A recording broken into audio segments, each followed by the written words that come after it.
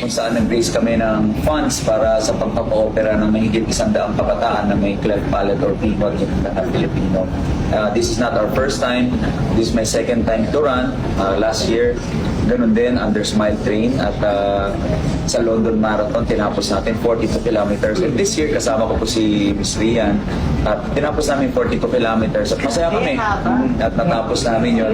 In-enjoy lang namin kasi dinaanan namin yung iba't ibang lugar sa New York. Hindi naman yun for competition.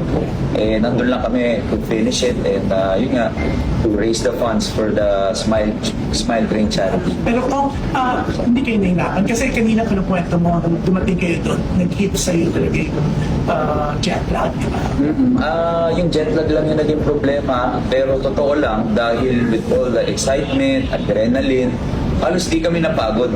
Ang nangyari lang, mga bandang 30 kilometer, parang bumibigay lang ito dahil sumasakit.